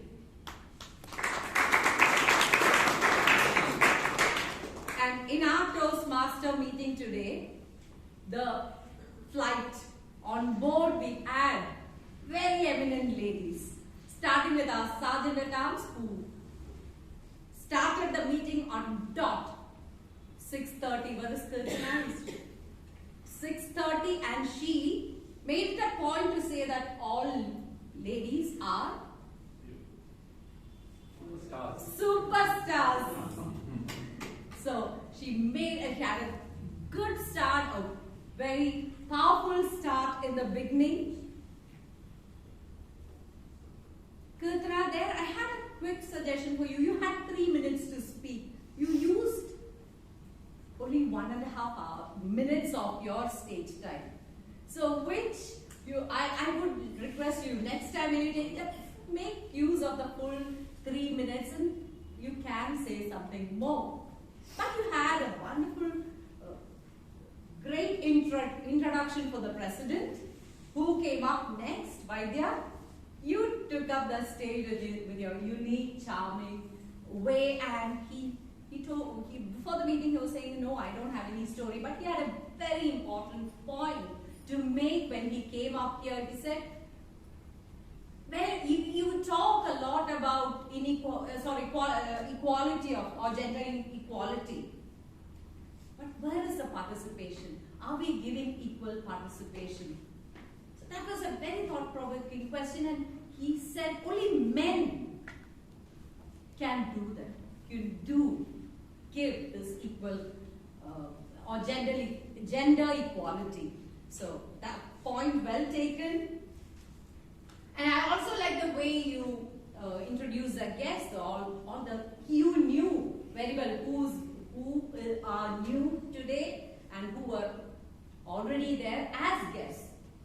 Here I have a small suggestion. It was a very good time-saving tactic that you made the guests or those new ones to introduce themselves, and you were pointing at, so you were giving them, a start here, one from here and one from there. But at the same time, all the guests were standing. Some of them they were feeling left out. So maybe you could have clapped for all of them. So making them more welcome at that point. Otherwise, for a wonderful President's address and for the sergeant accounts, what should we give them?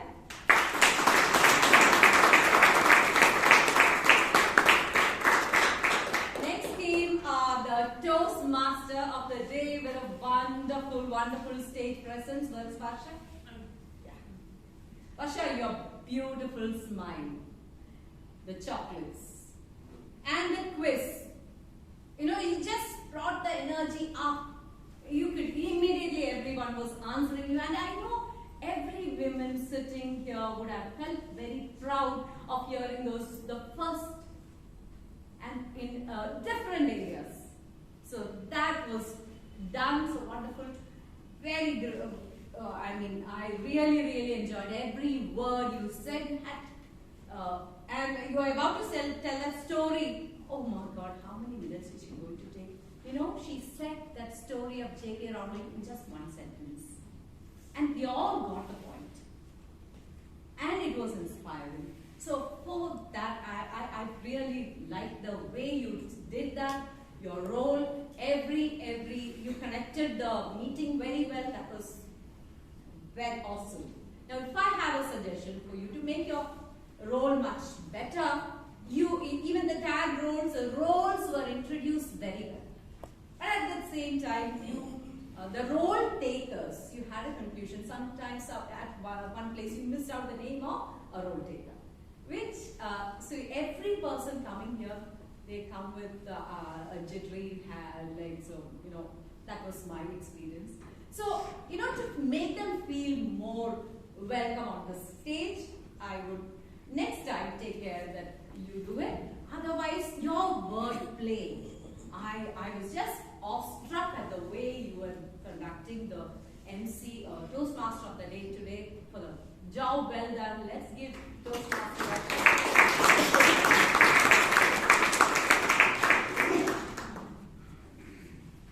the table topic master. Yes, what hilarious topics you had, Sujata. Toastmaster Sujata, everybody could connect and they could speak so well on the topics. And initially when I noticed that she had some written comments, she was reading out the comments which after each, but towards the later part she just started, and it started coming from you, your own, not the written comments. That is what makes, that is the growth that happens to us. So that was done very well. Only one suggestion if I have for you is maybe you can use the mic so that you'll be heard. Otherwise, for a very topic, very well conducted, let us give Sujata.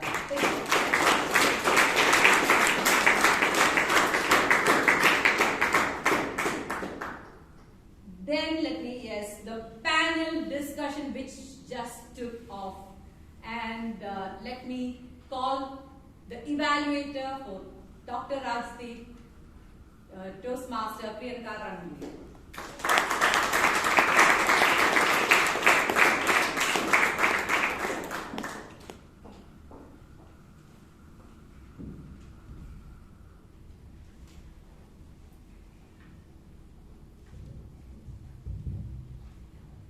Very good evening, fellow Toastmasters and your guests.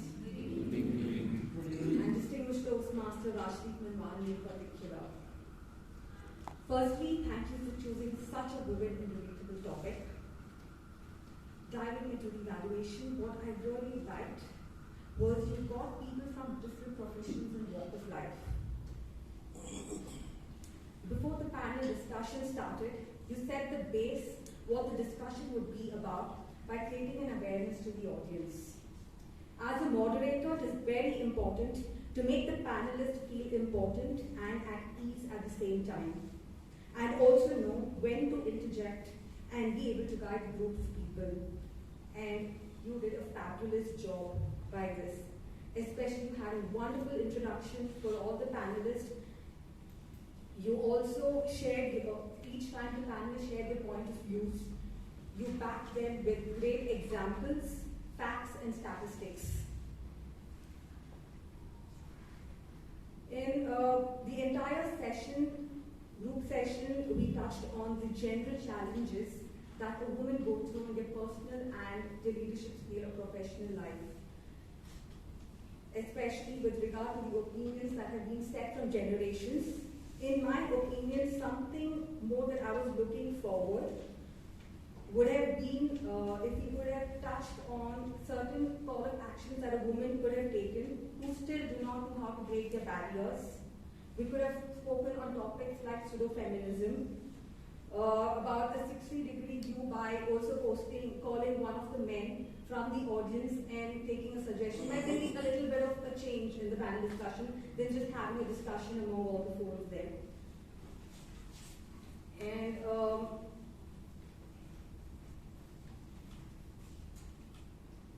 also is probably an awareness regarding certain people who are not aware about certain specific issues that people are going through, especially women. That could have also been touched instead of being a very generalized issue that we were talking about.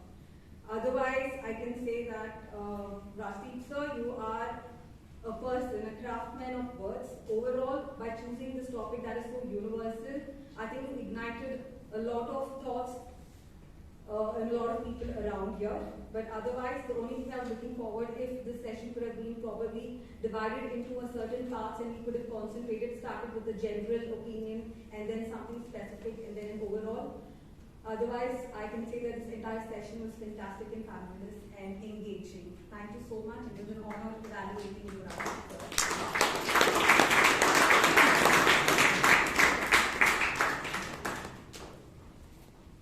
And the panelists, I should say, they just ignited the stage.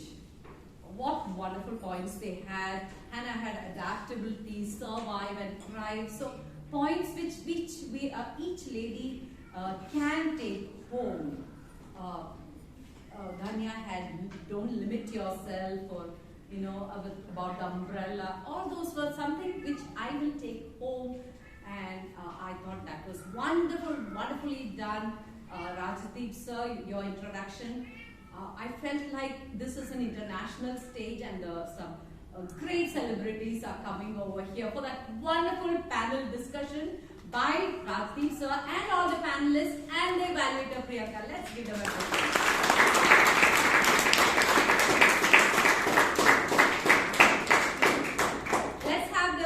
Tag team now, timer. Toastmaster Shalma, can you give me the timer report, please? So as a timer, my role today was to keep a track on the timings, which has been allocated to all the participants of this meeting. So today, actually, I didn't have to, get in depth of timing because there were only major parts where I had to focus on. So the president took 7 minutes 3 seconds and TM Modi took 10 minutes 22 seconds. The panelist speakers, including all the members together, took 43 minutes 2 seconds. It was just over 3 minutes time. And the table topics were for 1.5 minutes. So most of them were within the time. They didn't utilize 1.5 minutes. All were like, when I showed the green card, they stopped the speech. I was about to say continue, but that winded up their speech by 1 minute. but only Robinson sir and Puneet, Guru had just gone over a few seconds. And then general evaluator took just 7 minutes per second. And then the panel evaluation done by Priyanka just was within 2 minutes, 30 seconds. That's all from me. Thank you. Our founder, Toastmaster Sahana. Good evening, everyone. One of the most challenging things to be on the tag team is when the conversation is very interesting on stage. Do you want to focus? Do you want to focus on this? Especially today. Yeah.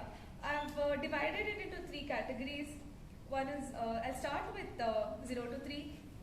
Toastmaster Rajdeep, Toastmaster Hannah, Toastmaster Jospal, Vijay Kalkundri, Aishwarya, and Toastmaster Guru.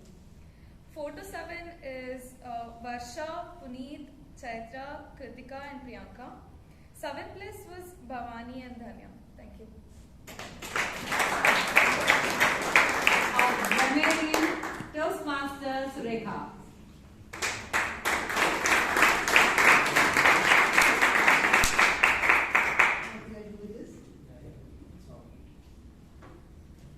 So good evening, everybody. Good evening. So today was a story of linguistic glory, and that is why everything was hunky-dory. And because not many, or rather no one made a blunder, I cannot thunder. So some of the very good usages were magnanimity, pragmatic phase, prescribed curriculum, evolving segment. See, all these words will help us improve our command over the language. Not only by profession but also by passion, multiple perspectives and facets, curated several museums, avid reader, breaker of stereotypes, beacon of light, and of course Rajdeep's favorite statement, better to light a candle than curse the darkness, profusely elated. So, with the correct usage of grammar, and sadly, because the speakers did not stammer, they stopped me from using that hammer.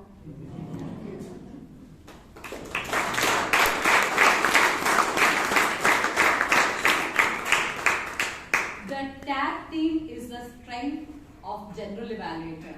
I think our tag team today, the grammarian had a wonderful poem itself to introduce her role, the timer. She is the one who dressed up to the Women's Day with the Women's Day theme white, and Toastmaster Sahana, she had that wonderful way of saying how many hours in a way which everybody will learn at the same time. Nobody will be pointed it out. I think that's our tag team deserves a louder applause.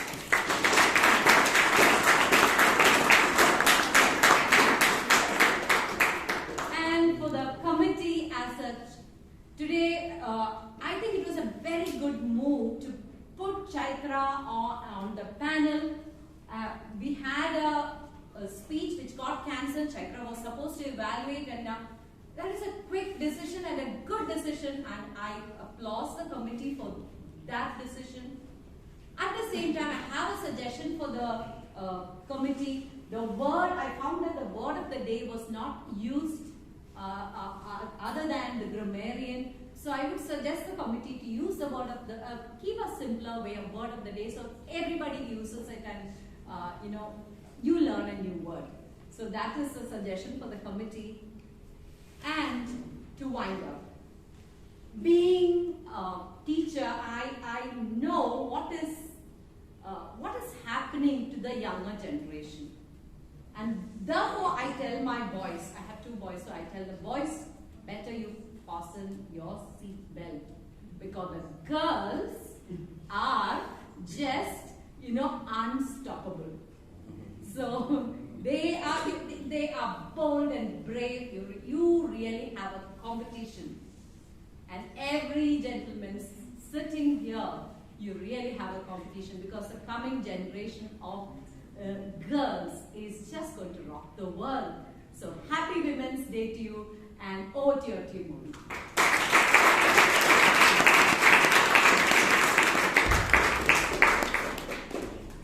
Thank you, Toastmaster Smita. for a detailed evaluation presented.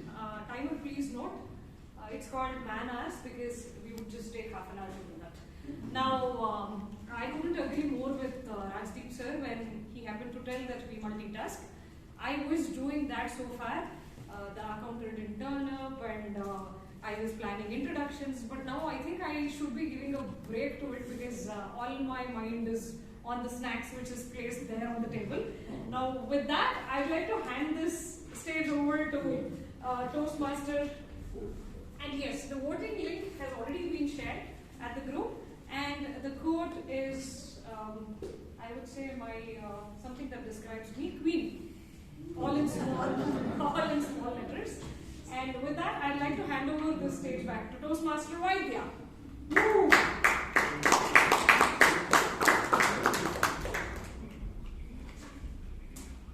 So, woman power in full display today, ladies and gentlemen. I think everybody who came on stage deserves a round of applause once again.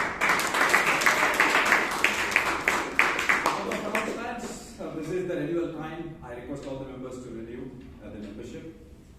And I guess please do stay back if you need any specific information related to Toastmasters and how to join and then how to be a part of this wonderful club. So we are more than willing to help you with all the information.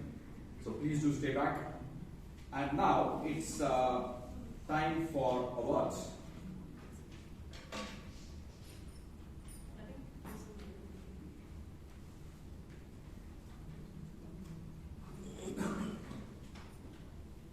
To begin with,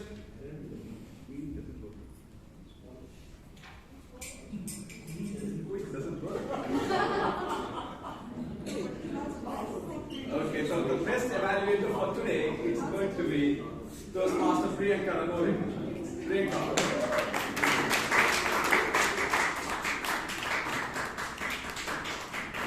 The applause can be given.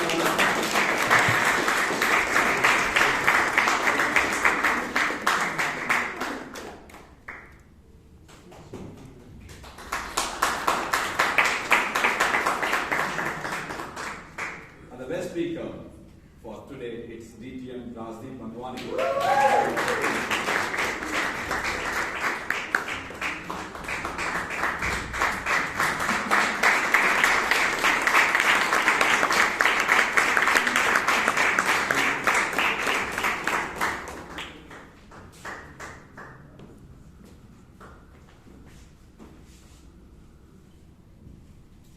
He loves electrical switches.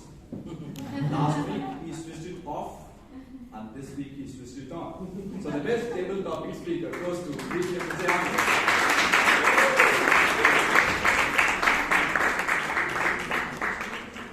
So continue to keep the switches on.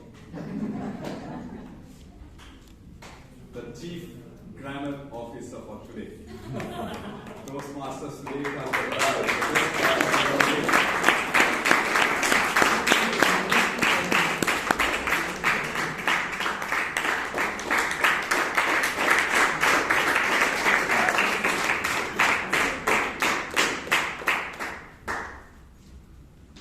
She became a quiz master to begin with, and then she took us on a real good ride. So the Sutradhar of today's meeting, Toastmaster Bhatta.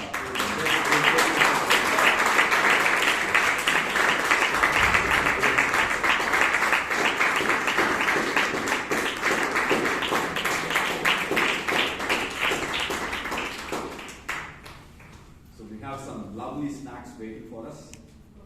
Courtesy thanks to Sunita ma'am. So please do stay back, have those lovely snacks, and then we can pull it off.